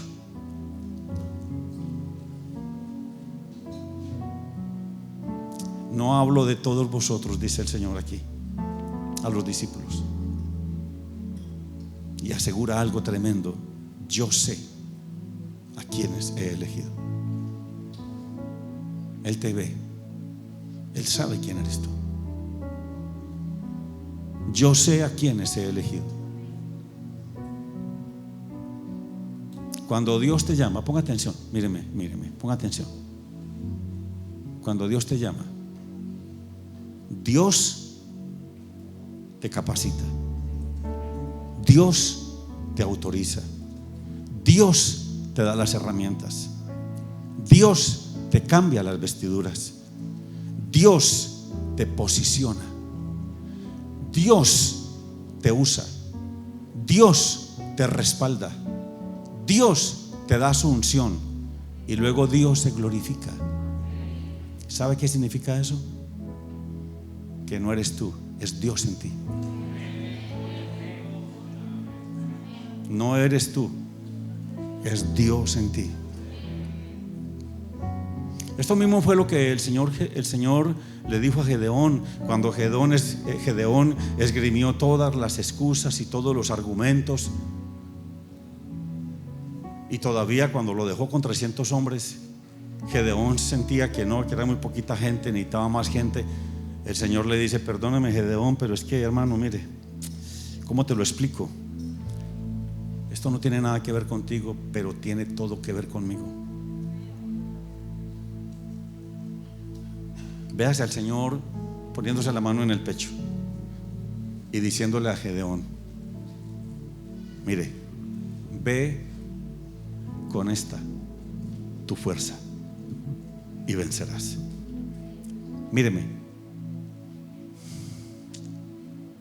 la presencia del Señor está aquí. Míreme. Ve como si yo fuera el Señor. Ve con esta tu fuerza y salvarás a Israel. Ve con esta tu fuerza y tendrás un ministerio poderoso. Ve con esta tu fuerza y serás un ministro de éxito. Le dice: ve con esta tu fuerza y salvarás a Israel de las manos de los madianitas. Y le hace esta pregunta: ven acá, Gedeón, ¿no te envío yo? ¿No te escogí yo? ¿No te he llamado yo? ¿Acaso yo no sé a quiénes he llamado, a quiénes he escogido? ¿No te envío yo? O sea, yo voy contigo, estoy a tu lado como poderoso gigante. Mire, el apóstol Juan lo dice de una manera preciosa en la nueva traducción, en la traducción del lenguaje actual. Y esto es Primera de Juan 2:27, traducción del lenguaje actual. Escúcheme, póngame atención. Dice, mire qué hermoso, dice: pero ustedes tienen al Espíritu Santo. Recuerda que el Señor le dijo a Josafat: ven acá, Josafat, ¿qué te pasa? Esto no es con espada ni con ejército, es con mi Santo Espíritu. Y sabe una cosa, ese Santo Espíritu está en usted. Pero ustedes tienen al Espíritu Santo que Cristo puso en ustedes. Es más, póngase la mano en el corazón, porque esto es para usted. Esto es el Señor hablando con usted. Dice, pero ustedes tienen al Espíritu Santo que Cristo puso en ustedes. Por eso no necesita que nadie les enseñe en lo que tiene que ver con llamamiento y ministerio y el ejercicio de Él y el empoderamiento que solamente Dios da. Hay otro tipo de enseñanza que sí debemos hacer, y es cómo hacer discípulos, cómo enseñar la palabra. Esto está hablando de lo que es de Dios. Pero ustedes tienen al Espíritu Santo que Cristo puso en ustedes. Por eso no necesitan que nadie les enseñe, pues el Espíritu de Dios que mora en ustedes es quien les enseña todo. Y lo que el Espíritu Santo enseña no es mentira, sino la verdad. Y la verdad es Cristo. Por eso sigan las enseñanzas del Espíritu Santo, manténganse siempre unidos a Cristo y permanezcan en Él. Hermoso, ¿verdad? Entonces, ejercer liderazgo o gobierno de la iglesia tiene que ver más conmigo, con mi carácter, con mi testimonio de vida, con mi relación e intimidad con Dios, con mi relación con mi cónyuge y con mis hijos, que con la gente que lidero o con la congregación que puedo presidir. Es conmigo. Mi carácter, mi temperamento, mis acciones, mi forma de ser, la forma en que hablo, la forma en que respondo. A veces no es lo que digo, sino el cómo lo digo. Leí un libro hace algún tiempo que decía que si eres un buen líder, debes ver cuánta gente te sigue. Pero ser un verdadero líder y un buen ministro de Jesucristo no tiene que ver con cuánta gente te sigue, sino a cuánta gente inspiras, motivas y das ejemplo para que sigan a Cristo. Eso cambia todo el panorama. Porque a la final, si tú me sigues, ¿qué te puedo dar? ¿Te puedo salvar? ¿Te puedo dar vida? El meollo de todo este asunto es que Dios quiere que inspiremos y que sirvamos con amor, con pasión y siendo ejemplo a todos, a nuestra familia, a nuestros hijos, a la congregación y a los no cristianos. Filipenses 4:9 dice: lo que aprendisteis y visteis. Mire esto, son 4 áreas. Véase usted hablándole a sus hijos de esta manera. Véase usted hoy hablándole a sus discípulos. Véase usted como mentor diciendo estas palabras. Véase usted como pastor pudiendo decirle esto a su iglesia: lo que aprendisteis y recibisteis y oísteis y visteis en mí, esto haced, y el Dios de paz estará con ustedes. El apóstol Pablo deseaba en el tiempo de Timoteo y en nuestro tiempo hoy que pudiéramos ser ejemplo e influenciar a través de 4 aspectos muy importantes. Lo que aprendisteis de mí es por la enseñanza. Lo que recibisteis de mí por la impartición. Lo que oísteis de mí por la exposición de la palabra. Y lo que visteis en mí por el ejemplo de vida. Entonces Dios quiere que usted en esta noche se haga consciente de la vida de Cristo y del poder que usted porta. Dios quiere que entiendas que la esencia de Dios es el ADN que corre por tus venas. Que entiendas que estás lleno del amor de Dios y del poder del Espíritu Santo para ejercer tu llamamiento con éxito y ser efectivo en tu ministerio. Usted y yo, amados hermanos y ministros, estamos llenos de la plenitud de Cristo. Así lo dice la palabra. Mire, Colosenses 2:9-10 dice que toda la plenitud de la deidad. Ponga atención a esto. Mire, deje que esto se le meta a usted al corazón. Esto le puede cambiar la vida a usted. Esto que estoy leyendo aquí le puede cambiar la vida a usted. Mire, toda la plenitud de la deidad habita corporalmente en Cristo.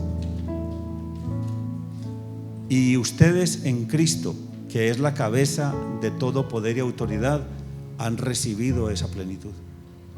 ¿Sabe lo que eso significa? Significa que todo lo que el Padre es y representa, todo lo que el Hijo es y representa, esa es la deidad, y todo lo que el Espíritu Santo es y representa, habita corporalmente en Cristo, y que ustedes en Cristo tienen esa plenitud.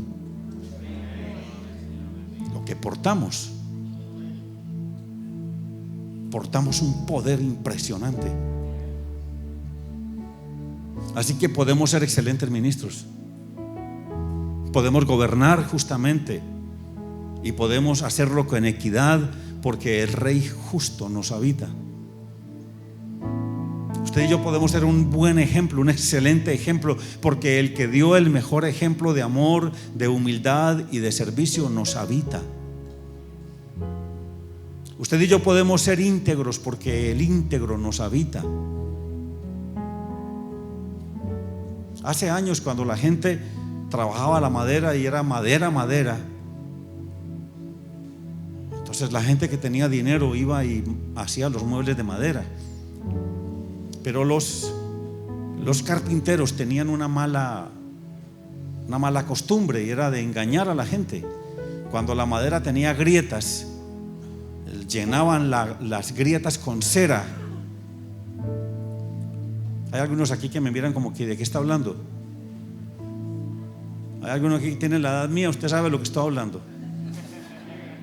Tal vez los jovencitos no, pero están aprendiendo. Mire, cubrían las grietas de la madera con cera, luego la pulían y parecía como que no tenía nada. Entonces el que iba a hacer los muebles y conocía la maña de ellos, le decía al carpintero: asegúreme que la madera que usted va a hacer sea madera sin cera.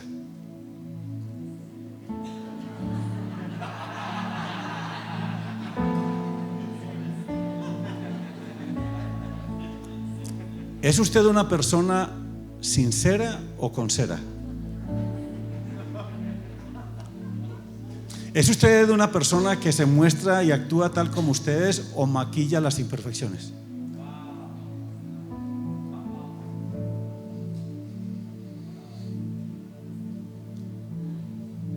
Entonces es de vital importancia, por esto que estamos hablando, que usted hoy se haga estas preguntas.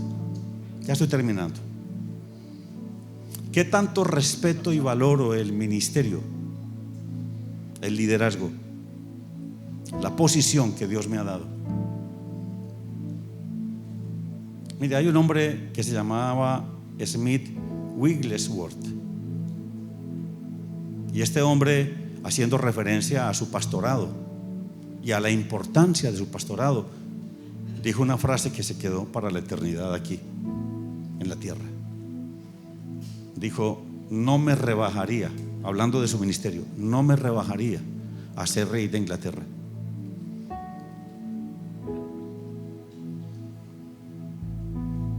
Es como si usted le dijeran hoy: yo no me rebajaría a ser presidente de los Estados Unidos. Valoro más mi ministerio, valoro más mi pastorado. Otra pregunta que usted debería hacerse hoy: ¿siento que porque tengo dones, talentos y unción me deben tratar con mayor honra? ¿O todos somos iguales? La gente me ha preguntado: pastor, ¿y qué es un pastor asociado o un copastor? Para mí es un servidor más. ¿Sabe qué es un pastor o un copastor? De pronto voy a herir a alguno aquí. ¿Cuántos copastores hay aquí para saber si hablo o no? Un copastor es un ujier con mayores responsabilidades. Eso somos, servidores.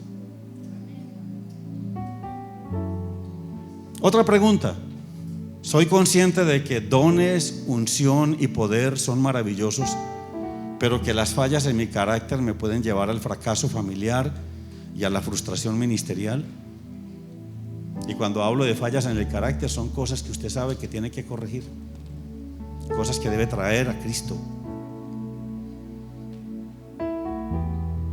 Otra pregunta que usted se debería hacer esta noche: ¿he entendido que mi familia es la riqueza más grande que Dios ha puesto en mis manos y que el ministerio no está por encima de ella?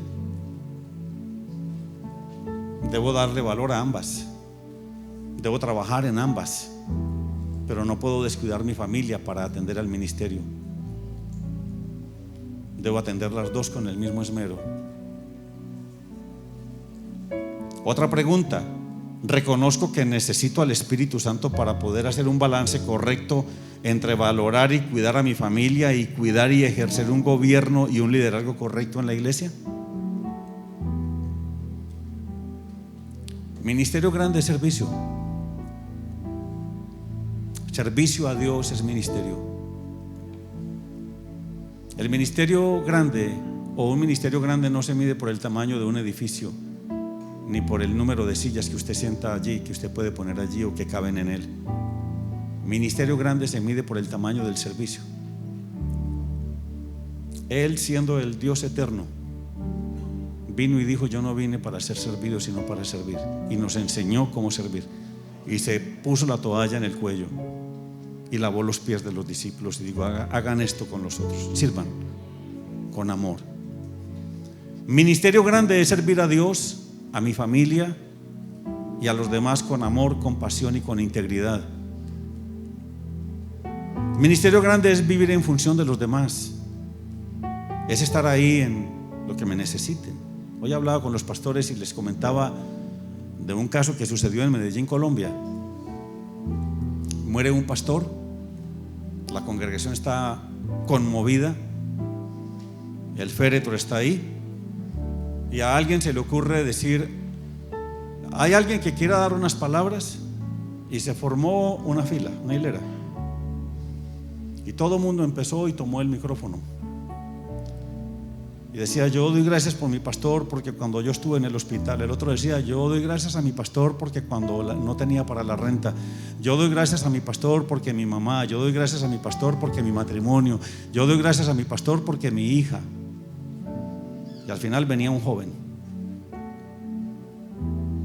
y toma el micrófono y dice: ahora entiendo dónde andaba mi papá cuando yo lo necesitaba.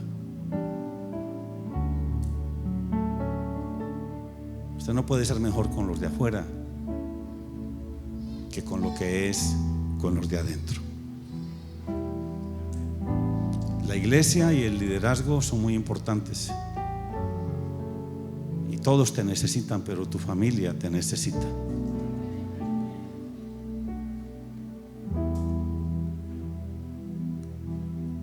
Podemos ser excelentes ministros, podemos gobernar justamente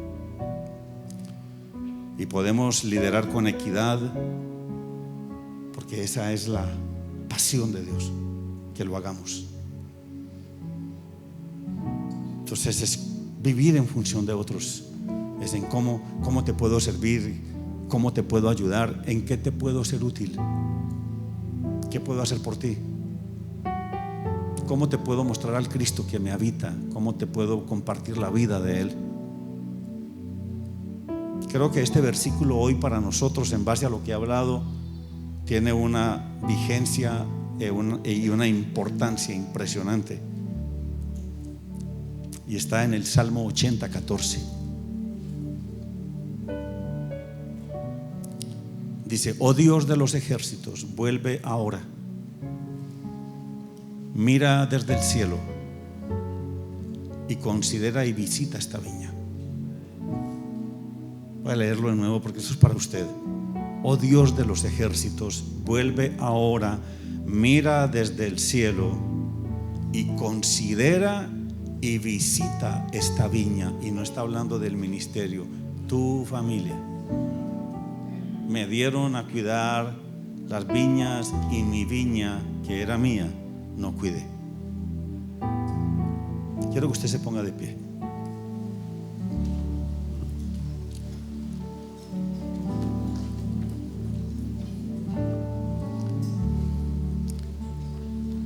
El Señor Jesús dijo dos cosas muy importantes.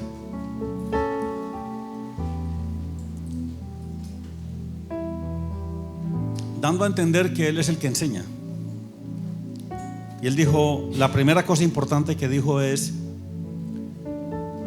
aprendan de mí que soy manso y humilde de corazón. y se hizo a sí mismo como un buey.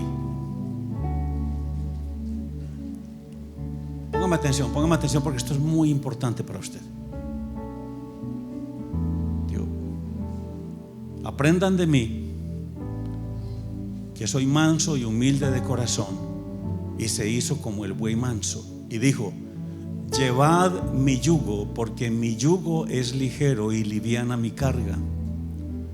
Y estaba haciendo referencia al yugo que se le pone a los bueyes para que puedan labrar la tierra, ararla.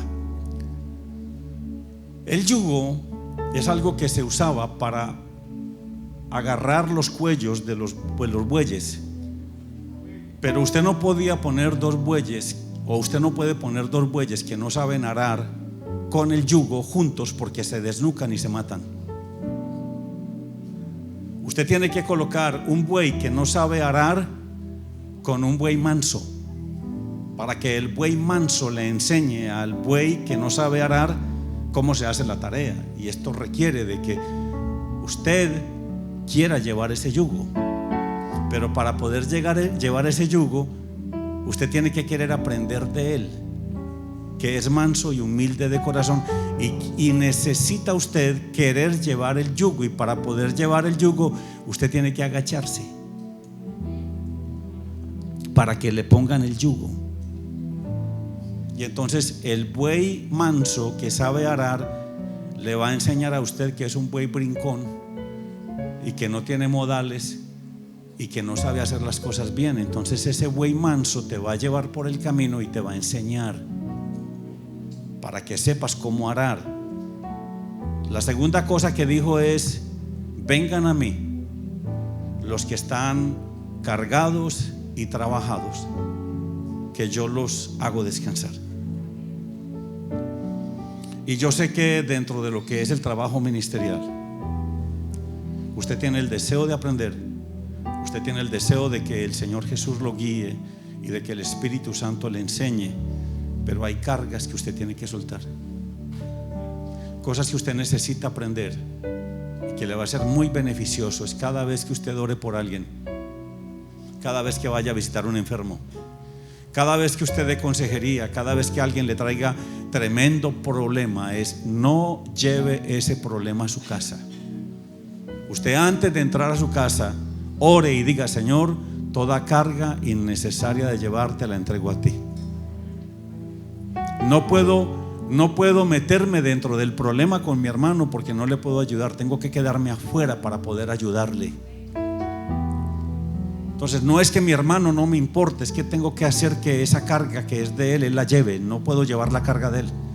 Cada uno debe llevar su propia carga. Si usted trata de llevar la carga de alguien más, esa carga te va a aplastar, porque usted no está diseñado para llevar esa carga. Usted está diseñado para llevar la suya. Si usted va a una familia que es conflictiva, antes de entrar a su casa: Señor, toda contienda, toda división, todo problema que hay aquí, toda contaminación de carne y de espíritu que hay en esta casa, todo espíritu de contienda, de división, de pelea, hoy lo entregamos a ti, lo sometemos a tu señorío y nos liberamos de toda esta opresión y de todas estas cosas. Porque usted no ha notado que usted va a ministrar a una familia que está agarrado del pelo y usted llega a su casa peleando con el marido, estando bien. ¿No le ha pasado? Entonces libérese de esas cargas. Usted debe entregar el cansancio, y quiero que usted en esta noche lo haga. Quiero que usted cierre sus ojos y que usted, si quiere, levante sus manos. Levantar sus manos es algo muy lindo, porque al levantar las manos usted está reconociendo a un padre. Cuando usted entra al cuarto de su niño y su niño le levanta las manos, el niño le está diciendo: sácame de aquí.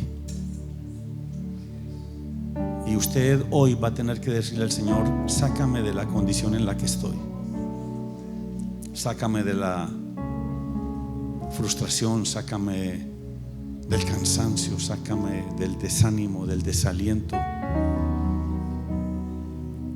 Sácame del desespero, del no saber qué hacer, del temor al presente, del temor al futuro. Cuando tú levantas las manos, estás diciéndole: Señor, sácame de aquí. Dígale: Padre, en el nombre de Jesús, hoy vengo a ti para entregar todo cansancio. Vengo para entregar la frustración. Dígalo como creyendo, con el corazón, no con la mente. Vengo para entregarte el desánimo. Te entrego el desaliento, la depresión, el desgano, la frialdad, el rechazo. Te entrego la angustia, la preocupación. Te entrego toda carga innecesaria de llevar. Te entrego toda opresión y manipulación de mis sentidos que el diablo quiera aprovecharse para hacerlo. Y me declaro libre. Diga: me declaro libre en el nombre poderoso de Jesús. Dígale ahora: Señor, voluntariamente vengo a ti. Dígale: porque quiero aprender de ti, porque tú eres manso y humilde de corazón. Hoy me inclino. Vamos, inclínense un poquito. Me inclino para que tú coloques tu yugo sobre mí. Quiero que me enseñes. Tú eres el buey manso y necesito que me enseñes cómo arar, cómo hacer esta tarea, cómo tener descanso en lo que hago, cómo tener alegría en lo que hago, cómo disfrutar de lo que hago. Si algo disfrutaba el Señor, dígale: si algo disfrutabas tú, era de tu ministerio. Quiero ser como tú. Dígale: Señor Jesús, hoy me fortalezco. Vamos, dígalo con fuerza: hoy me fortalezco en el poder del Espíritu Santo y en el poder de su palabra. Tomo de ti la vida, la fuerza, la salud, el vigor, el denuedo, el arrojo, la valentía, la sabiduría, el entendimiento, el conocimiento, la revelación. Me determino a permanecer en ti y a servirte con todo mi corazón y con toda mi vida. Diga: en el nombre de Jesús, no me rindo. Hoy se van a romper cadenas aquí. Diga: en el nombre de Jesús, no me rindo. Diga: en el nombre de Jesús, no me rindo. Espíritu Santo, aquí está mi vida. Me rindo a ti. Fortaléceme.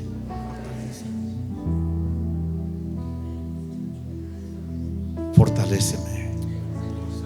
Y va ya sajarra mamá. Espíritu Santo, aquí está mi vida. Me rindo a ti.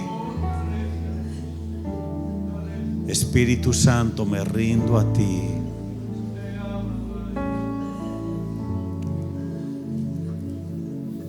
Ahora, Espíritu de Dios, toma de ellos toda carga. Libera. Trae descanso, Padre. En medio de la jornada trae descanso. Este es el tiempo de descansar en Cristo, de descansar en Él, de descansar en la gracia infinita que Él tiene para ti. Te bendigo en este día. Ahora, Espíritu de Dios, llena con tu poder y tu gracia.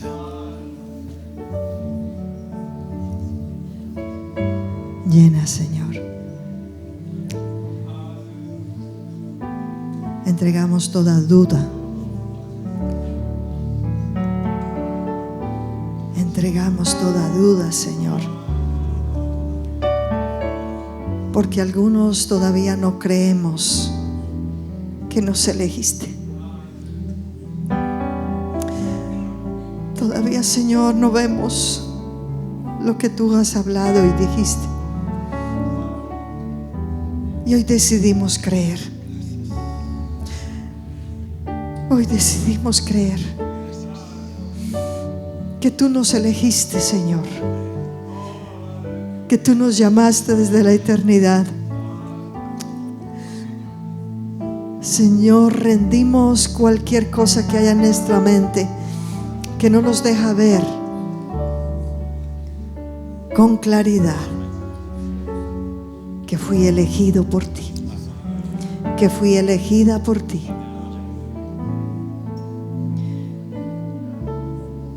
Ayúdame, Señor. Gracias, Señor. Dale gracias porque Él te escogió y te llamó. Gracias por el privilegio de servirle. Gracias porque te ha conectado con esta casa. Esta casa que tiene unos pastores y mentores que te cuidan, que te enseñan la palabra, que te añaden valor al llamado que ya Dios te dio.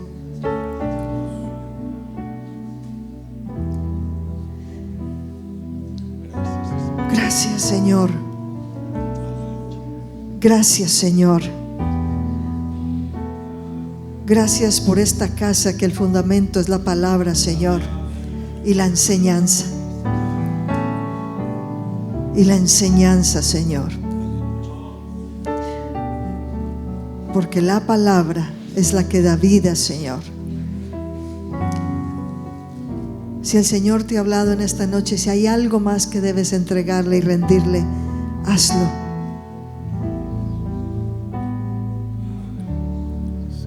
Gracias, Señor.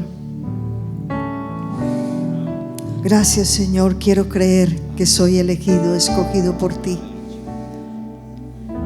y que estoy aquí no por casualidad, sino porque tú me elegiste para un propósito. Y no estoy aquí, Señor, porque mis padres lo eligieron, sino porque fuiste tú, Señor. Yo soy un diseño tuyo. Dile, Señor, soy tu diseño. Soy único. Soy exclusivo para ti. Ayúdame a creer, Señor, que soy un diseño único y tengo las características específicas para la elección y la asignación a la que tú me has llamado, Señor. Gracias, Espíritu Santo. Gracias por este equipo precioso, Señor. Gracias por elegir a cada hermano, cada hermana, cada joven que hay aquí en esta noche. Gracias por los mentores, por los líderes, por los pastores, por los ministros, diáconos. Gracias por los servidores, por estos que con tanto amor reciben en la puerta a cada hermano que llega, por los que sirven, Señor, cuidando los carros. Lo están haciendo para ti. Por los que hacen alimentos. Y gracias, Señor, por la multiplicación que habrá, porque se abre un tiempo de multiplicación para esta casa en todas las áreas, Señor. Gracias, Padre. Gracias, Señor.